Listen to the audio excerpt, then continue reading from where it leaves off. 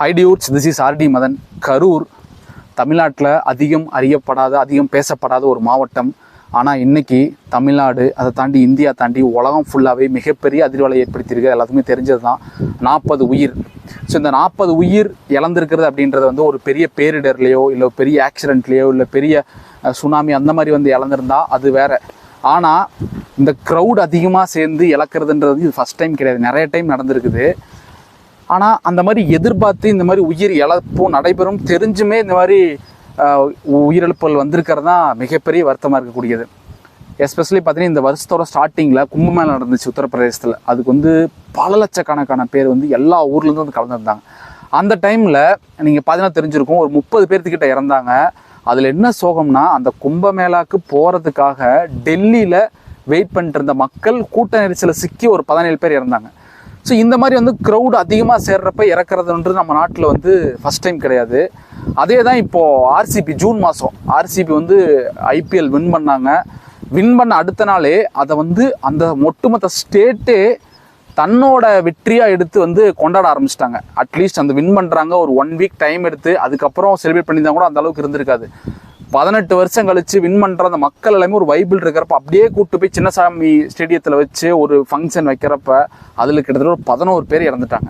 So இதெல்லாமே வந்து அந்த மாதிரி நடந்ததுன்னா ஒரு அரசியல் கட்சியாக இந்தியாவிலேயே எனக்கு தெரிஞ்சு நிறையா உலகத்திலே சொல்லலாம், இந்தியாவிலேயே ஒரு அரசியல் சார்பாக ஒரு மீட்டிங் நடந்து அதில் வந்து சிக்கி இறந்தது, இவ்வளோ பேர் இறந்தது இதுதான் ஃபஸ்ட் டைம். அதனால தான் இது இவ்வளோ பெரிய அதிர்வலை ஏற்படுத்தியிருக்குது. இப்போ ரீசெண்டாக சொன்னால் சைனாலிருந்து கூட இதுக்கு வந்து வெளியுறவுத்துறை அமைச்சர் வந்து இரங்கல் தெரிவிச்சிருக்காரு. ஸோ உலகம் ஃபுல்லாகவே இந்த செய்தி போயிட்டுருக்கு. இதனுடைய பின்னாடி வந்து அலசி ஆராய்ச்சி அதெல்லாமே வந்து எல்லாருமே பார்த்துட்டு இருக்காங்க. எண்ட் ஆஃப் தி டே வந்து அரசியல் தான். இதில் வந்து அரசியல் பொறுத்த வரைக்கும் இந்த கட்சி அவங்கள குற்றம் சொல்லுவாங்க, அந்த கட்சி இவங்களை குற்றம் சொல்லுவாங்க. இப்போ உங்களுக்கு எல்லாருமே தெரிஞ்சிருக்கும், தாவேகா சார்பில் வந்து சொல்லக்கூடிய குற்றம் என்னென்னா, டிஎம்கே கவர்மெண்ட் வந்து பவர் கட் பண்ணிட்டாங்க, நாங்கள் கேட்ட இடத்த வந்து அவங்க கொடுத்துருந்தாங்கன்னா இவ்வளோ பெரிய சம்பவம் நடந்திருக்காது. இல்லை அப்படின்னா உள்ள ஒரு சில பேர் வந்து ட்ரிகர் பண்ணிட்டாங்க, அந்த பாப் மென்டாலிட்டி, ஒரு 10 பேர் பிரச்சனை பண்ணி விட்டாங்கன்னா அது எல்லாம் மக்கள் பின்பற்றுவாங்க. அந்த மாதிரி வந்து எங்களுக்கு தேவையில்லாதவங்க கரூரில் ஒரு மிகப்பெரிய அரசியல் ஆளுமை இருக்கிறப்ப அந்த இடத்துல வந்து நீங்கள் எப்படி கூட்டம் போடுவீங்கன்னு சொல்லிட்டு அந்த கூட்டத்தை சேர்ந்தவங்க வந்து பிரச்சனை பண்ணி விட்டாங்கன்னு சொல்லிட்டு அவங்க சைட சொல்கிறாங்க. இது டிஎம்கே சார்பில் என்ன சொல்கிறாங்க, விஜய் அவர்கள் காலையில் 8:45 தான் நாமக்கல்லில் பேசுகிறதா சொல்லியிருந்தாங்க. ஆனால் 9 மணிக்கு தான் சென்னையிலேருந்தே கிளம்புறாரு. உங்கள் சைடில் டைம் மேனேஜ்மெண்ட்டு நீங்கள் வந்து ஃபாலோ பண்ணல, அதனால தான் இவ்வளோ பெரிய இது நடந்துச்சு, நாங்கள் அவ்வளோ ப்ரோட்டோக்கால் சொல்லியுமே நீங்கள் ஃபாலோ பண்ணலன்னு சொல்லிட்டு மாற்றி பேசுவாங்க. அதை விட்டு அதர் கட்சிகள் எல்லாமே என்ன சொல்கிறாங்க, ஒவ்வொன்றை பற்றியும் ஒவ்வொரு மாதிரி சொல்கிறாங்க. அங்கே நடந்தது, அங்கே இருந்தது. ஏன்னா இது வந்து ஒரு காட்டுக்குள்ளேயோ இல்லை ஒரு தனியார் இடத்துலையோ நடக்க கிடையாது. ஒரு மெயின் சிட்டியில் எல்லார் கையிலையுமே ஃபோன் இருக்குது, ட்ரோன் இருக்குது, என்ன நடந்தோ எல்லாமே கேப்சர் ஆகிருக்கும், நீங்கள் எது வேணால் செக் பண்ணி பார்த்துக்கன்றாங்க. சில பேர் என்ன சொல்கிறாங்க, இல்லை தூண்டி விட்டுருக்காங்க, அதனால சிபிஐ விசாரணை தேவைன்றாங்க.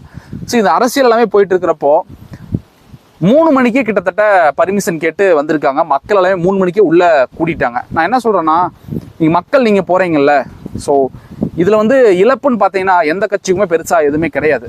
அஃப்கோர்ஸ் வந்து விஜய் அவர்கள் வந்து வருத்தத்தில் இருப்பாங்க, அது இல்லைன்னு சொல்ல. ஆனால் அவருக்கு இழப்புன்னு பார்த்தீங்கன்னா வெறும் பணம் மட்டும்தான்.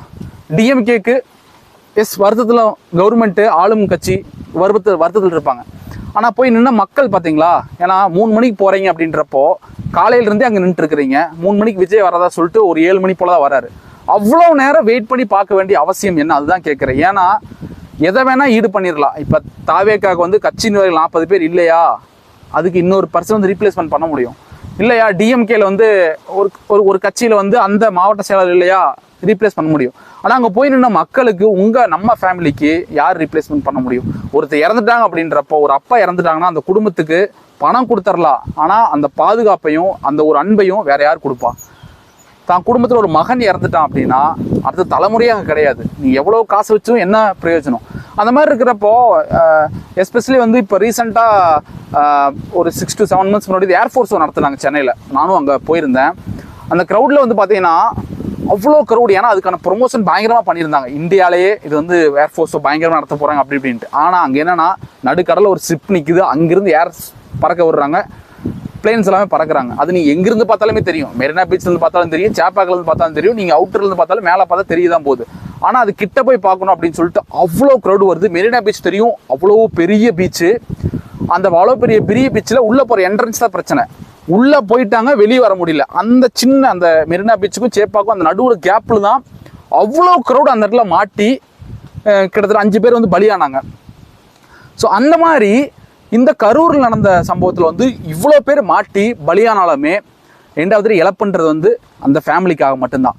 எனக்கு அந்த டைமில் வந்து நான் பார்த்தப்போ வந்து ஏர்ஃபோர்ஸோட அதிகமாக வந்து அவங்க யூஸ் பண்ணது வந்து மெட்ரோ தான். ஸோ மெட்ரோவே அவங்க டைப்பில் சொன்னது, நாங்கள் லைஃப் டைம் இவ்வளோ க்ரௌடு பார்த்தது கிடையாது, அவ்வளோ பேர் வராங்கன்னு சொல்லிட்டு ஃப்ரீயாகவே வந்து டிக்கெட்டே வாங்கல, நேராக உள்ளே போய் அனுப்பிச்சி விட்டாங்க.